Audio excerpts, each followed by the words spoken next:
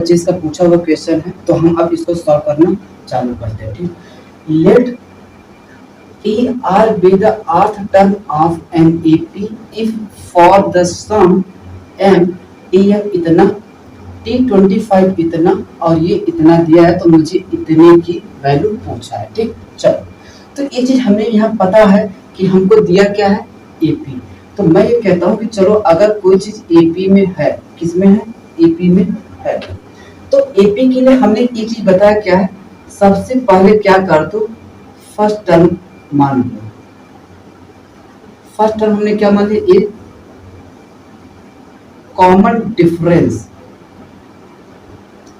क्या होगा, D, common difference D.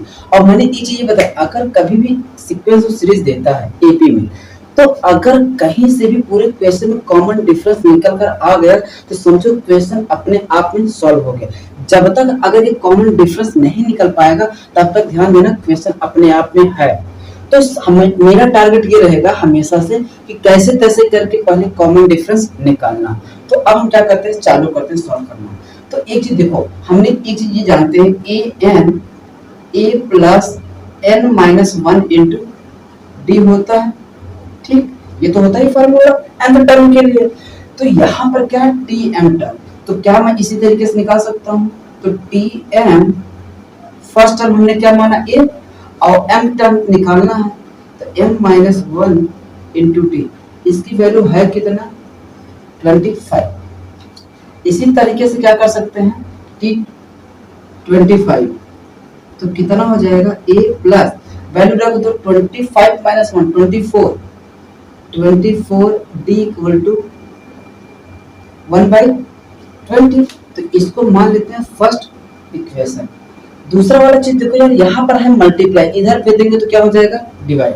तो ये वाला हमारा बन जाएगा क्या, r equal to 1 to 25 T R equal to 13/20 हो जाएगा, बिल्कुल। तो एक चीज मैं ये बताना चाहता हूँ कि अगर मैं इसको थोड़ा सा एक्सपैंड करूं, तो T R equal to 1 to 25 T R, तो क्या मैं इसको ऐसे लिख सकता हूँ, T1 T2 T3 dot dot dot T25, लिख सकता हूँ, बिल्कुल लिख सकता हूँ। तो अगर मुझे इसका सम निकालना है, तो हमें क्या करना होता है कि number of terms 25/2, first term plus last term. First term कितना है 1, और लास्ट टर्म हमारे पास कितना है 25, और इन सब का सम कितना है 13/20, कितना है 13/20। चलो, तो एक यहाँ पर ध्यान देना है। तो फर्स्ट टर्म हमने माना क्या है, ए, तो 25/2 और ए हो गया प्लस क्या 25 हम निकाल सकते हैं T25, तो क्या हो जाएगा, ए प्लस 24 डी इक्वल टू 13/25 हो जाएगा, सॉरी 20 हो जाएगा। ठीक, क्योंकि इधर क्या है मल्टीप्लाई, इधर भेजेंगे तो क्या होगा, डिवाइड। ठीक, 20। तो यहाँ से देखो क्या हो गया, 25/2, तो 2a plus 24 D equal to 13/20 हो जाएगा। 2 यहाँ से कॉमन लेकर इसको उड़ा देते हैं। ठीक, तो अगर मैं इसको उड़ा दूंगा तो बचेगा कितना, 25/2, तो a plus 12d equal to 13/20। 2 से 2 गया, और इधर देखो मल्टीप्लाई है, इधर दे देंगे क्या हो जाएगा, डिवाइड। तो a plus 12d equal to 13/20 into 25, तो इसको जब मल्टीप्लाई करेंगे तो 500 आ जाएगा, 500। ठीक, अब हम क्या करते हैं, इधर से इसको हटा देते हैं। अब इसका कोई मतलब नहीं है, इनका भी कोई मतलब नहीं है। कैसे आया, बात समझ में आ गया। चलो अब आगे देखते हैं। तो ए की वैल्यू हमको पता चल गया, कितना, ए की वैल्यू पता चल गया है। और दूसरा वाला हमको टर्म दिया है क्या, ये वाला, कितना, ये। तो ए प्लस 12d इक्वल टू 13/20 500 और T25 कितना है, A plus 24D equal to 1/20 ये है। तो हमने ये चीज बोला पूरी इक्वेशन में अगर कॉमन डिफरेंस निकल कर आ गया तो फिर क्वेश्चन क्या हो गया, सॉल्व। तो अब इसको भी हटा देते हैं। तो माइनस माइनस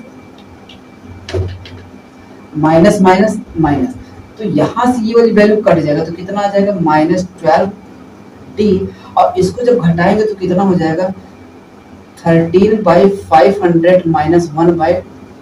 ठीक, तो इसको जब घटा देंगे तो कितना आ जाएगा, 13 माइनस 25 हो जाएगा। तो कितना आ जाएगा, -12/500 इतना आ जाएगा। तो 12 से 12 गया, माइनस से माइनस गया, तो डी की वैल्यू कितना आ गया, 1/500। और जैसे अगर चीजें ये मुझे पता चल गया कि डी की वैल्यू 1/500, तो अब क्वेश्चन कुछ बचा ही नहीं। अब ए यहाँ से निकाल लेना, ये वाली वैल्यू यहाँ पुट कर दो तो ए की वैल्यू तुरंत निकल कर आ जाएगा। तो ए प्लस 12/500 इक्वल टू 13/500। तो यहाँ से भी ए की वैल्यू कितना आ जाएगा, 1/500।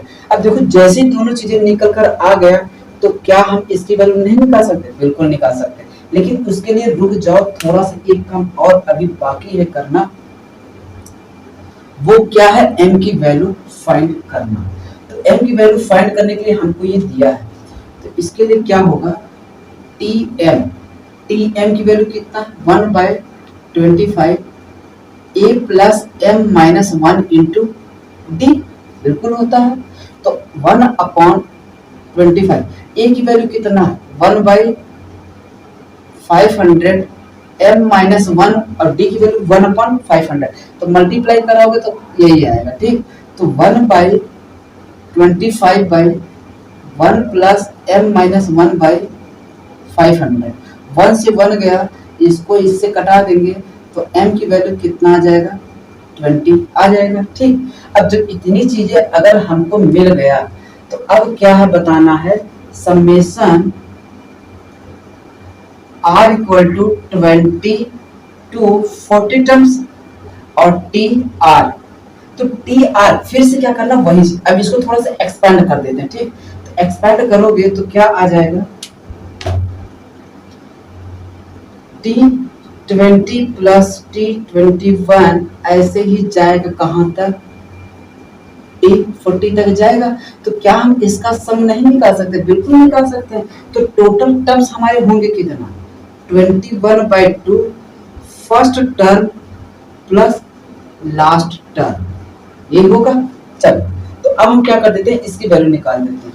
तो 21/2, तो ये कितना हो जाएगा, t20। तो t20 निकालेंगे तो a प्लस 19d, और इसको निकालेंगे तो कितना हो जाएगा, a प्लस 39d। तो यहाँ पर हो गया क्या, 21/2। एक चीज हम क्या बोल सकते हैं, क्या a और d की वैल्यू बराबर है, तो इसकी वैल्यू कितना है, 1/500। तो सबको जोड़ दो क्योंकि सबकी वैल्यू क्या सेम है। तो a ये कितना कि 20 और ये 40 कितना आ जाएगा, 60 आ जाएगा, 60d। तो ये इससे गया तो कितना आ जाएगा, 20 इंटू 30/500 इतना आ जाएगा। ठीक, तो अब क्या करना, इसको सिंपली सॉल्व कर दो, 0 से 0 गया तो 21 इंटू कितना हो जाएगा, 63/550। तो ये हमारा क्या होगा, फाइनल आंसर। अगर इतने का सम निकालूंगा तो कितना आएगा, 63/50।